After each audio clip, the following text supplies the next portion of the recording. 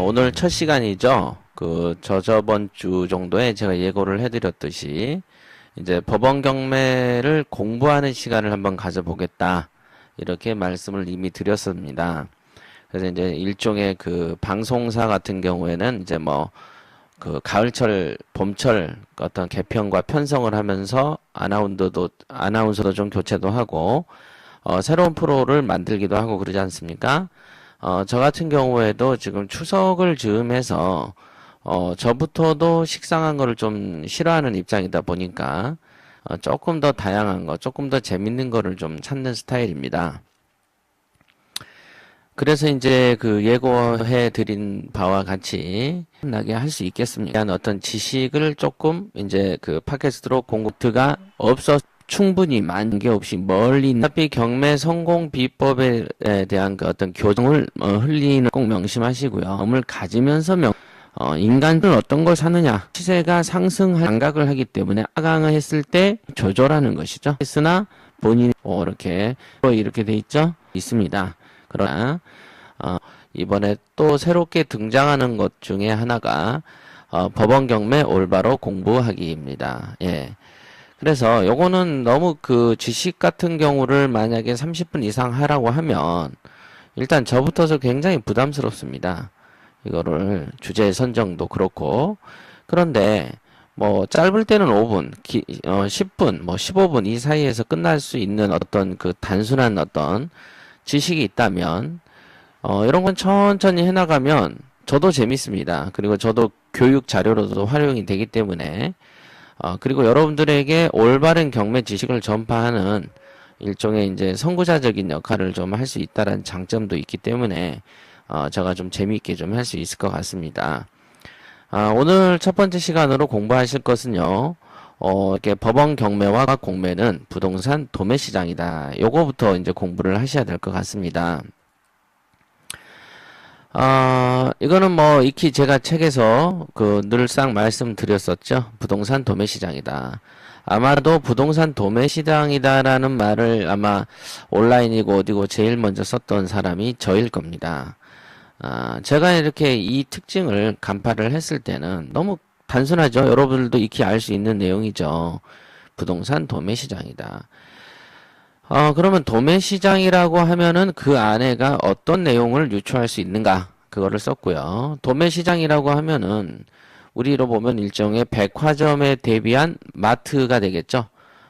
이마트니 홈플러스니 롯데마트니 이런 경우가 백화점보다는 도매 시장이고 또 이마트 홈플러스보다도 더 도매 시장은 또 다른 어떤 시장이 형성돼 있겠죠. 물건을 공급하는 거니까.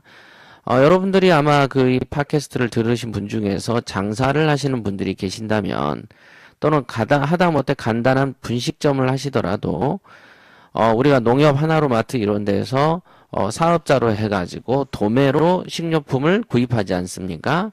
그걸 가지고 이제 영업을 하기 때문에 마진이 남죠. 술 장사를 해도 그렇고 뭐든지 도매라는 게 존재하죠. 물론 도매도 한 가지 계층만 있는 게 아니고 도매의 도매, 즉 총판 개념이 있고 총판보다 더 도매는 물건을 수입하는 데가 있겠죠. 이런 대로 더 높은 곳으로 올라갈수록 수입을 더 크게 벌 수 있는 거죠. 그렇듯이 부동산이라는 것도요. 소매 시장만 있는 것이 아니고 도매 시장도 존재합니다.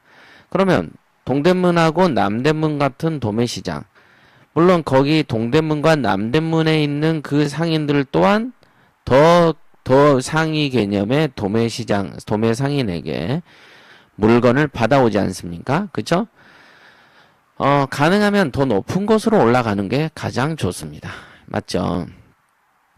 자, 그래서 그럼 부동산도 그런 도매 시장이 존재하는가를 가만히 보면은 우선은 이게 법원 경매와 공매 요 두 가지를 들 수가 있습니다.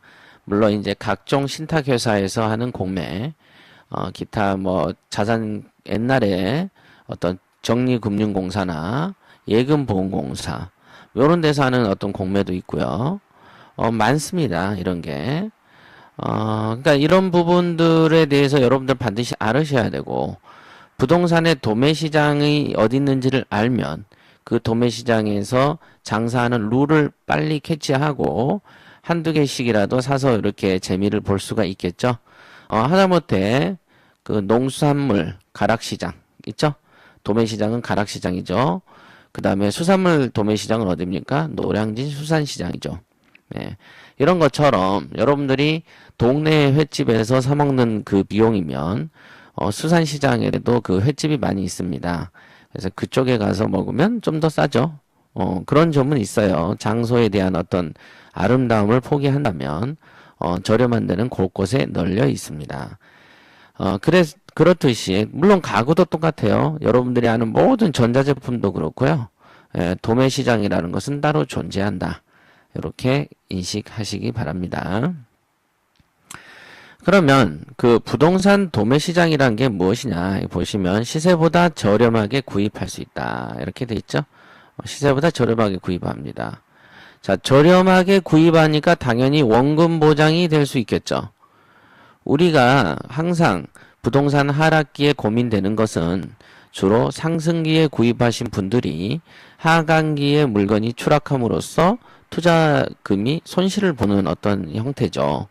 그러니 경기는 여러분들이 예측할 수 없지만은 구입을 만약에 도매시장에서 산다면 물론 하강기여도 물가 어떤 가격의 하락폭이 낮거나 거의 없거나 때로는 오르기까지도 할 수 있는 그런 종목과 입지를 고르신다면 조금 더 낫겠죠. 어찌됐든 소매시장에 사는 것보다는 100배, 1000배 나은 것이죠. 예. 그러니까 시세보다 저렴하게 구입하고 원금이 보장된다. 원금이 보장이 안 되면 우리가 재산이 때로는 모았다가도 때로는 손해를 봐버리게 되지 않습니까? 그래서 가능하면 원금 보장이 되는 쪽으로 가는 것이죠. 가능하면이라고 말을 한 거는 우리가 100%를 장담할 수는 없기 때문이죠. 나라가 어떻게 바뀔 줄 압니까? 전쟁 나도 원금 보장 되나요? 그거 아니죠? 그러니까 가능하면 된다 이 말입니다. 저렴하게 구입을 하더라도 시세대로 팔 수도 있다. 이렇게 적혀져 있죠. 이런 뭐 당연한 상식을 왜 얘기하느냐라고 얘기를 할 수도 있겠지만요.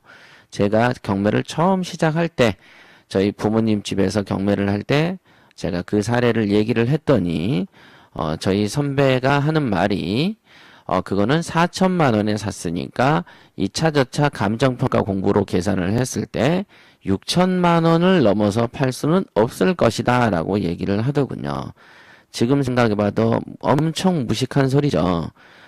내가 그것을 증여로 공짜로 받든 여러분들이 길 가다가 금덩어리를 공짜로 주어도 금덩어리 가격은 판매 시세라는 게 정해져 있듯이 여러분들이 어떤 식으로 똥값에 구입을 하더라도 판매 시세라는 것도 존재합니다.